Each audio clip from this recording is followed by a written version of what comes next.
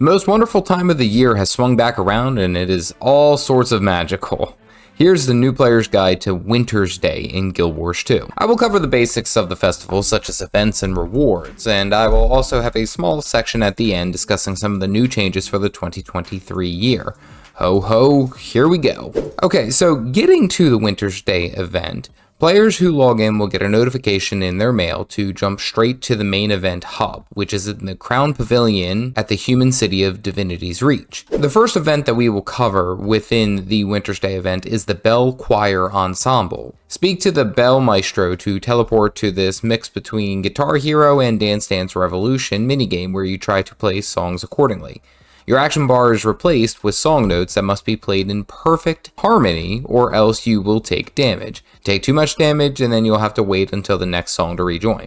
This is pretty cool because you can play a whole bunch of unique songs from Guild Wars. Probably the most fun event in my mind is the Snowball Mayhem. This has you in a PvP style capture the flag match against other players where the first team to 500 points wins. You have 3 roles to pick between: support, scout, and heavy gunner.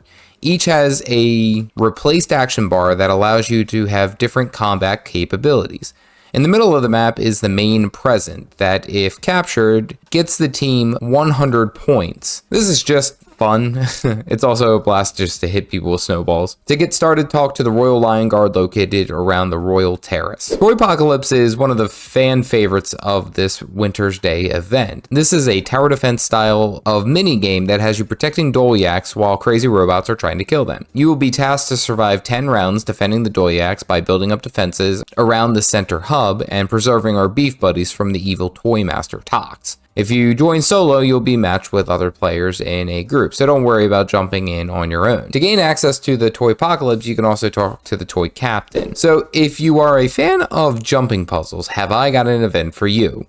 The Winter Wonderland is a chilly jumping puzzle of this season. This has you dodging massive snowballs and jumping on fickle snowflakes and hopping along the peppermint patties all along the way. There are 3 different routes: easy, moderate, and hard, depending on how much you want to push your jumping difficulty. To get to this jumping puzzle, talk to the festive youth at the Crown Pavilion. The secret lair of the Snowman is a strike mission, which is basically a single boss instance that has you fighting a frigid snowman that you have to take down to warm up his heart, I guess. This offers some great experience as well as a chance at some rare winter green candy cane themed weapons.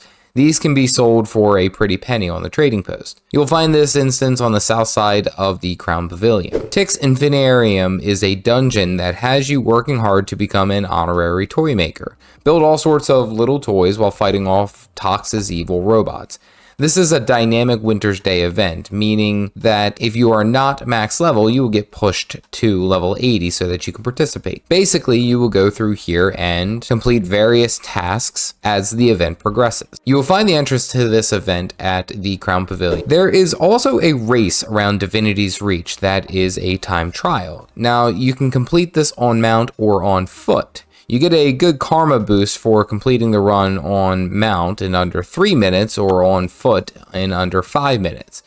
You probably will need some swiftness or the leader of the pack city buff or even movement abilities to cross the finish line within time, especially if you are on foot. The event starts right around the main Wintersday hub and periodically will have group races instead of individual time trials. Lastly, a fantastic way to generate tons of karma this time of year is by participating in the Wintersday gift donation to the orphans located all around Divinity's Reach.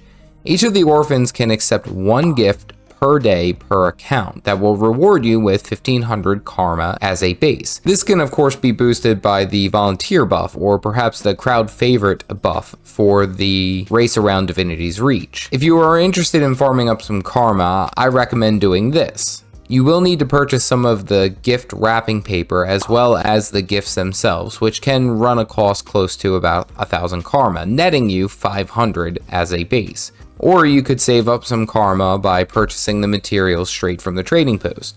If you have any karma boosters here, I'd recommend using them while you're completing the donation event just to increase your gains. Okay, so why do we do all these activities? Well, the big thing is the Wintersday presents. Lots and lots of presents given from each one of these events, as well as being randomly dropped elsewhere in the world of Tyria.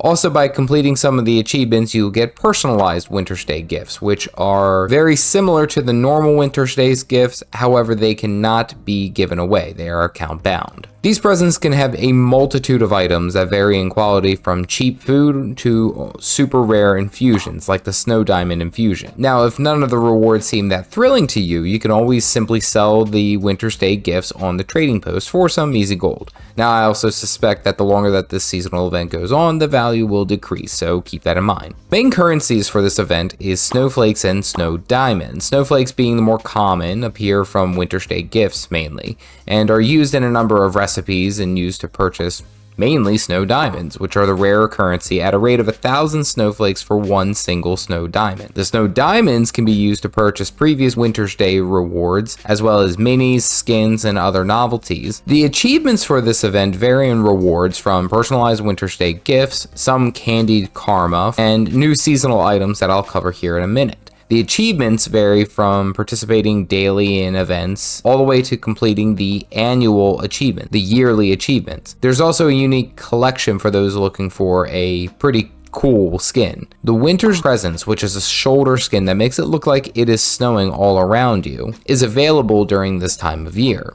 You have to purchase the Winter's Presence blueprint for a few pieces of gold and some karma. This collection has you doing a number of various activities around Tyria, but the payoff is that you get a pretty cool skin. Okay, so now here are some of the new features for 2023. First, the annual achievements for the first tier will offer the Sacred Solstice weapon box, with the second tier gifting the Winter Fur shoulder skin. There's also new ornamented weapons available through the seasonal event, as well as a mini plush cuckoo. A few new icy themed guild hall decorations, and not to mention the plethora of gem store items, but that one cost real money, so. And that is basically it for the Wintersday event in 2023. Hope you are having a good time. If you are a new player and you want to learn about some of the mistakes that I made when I first started getting into the game, you can click this video here. As always, stay caffeinated, folks.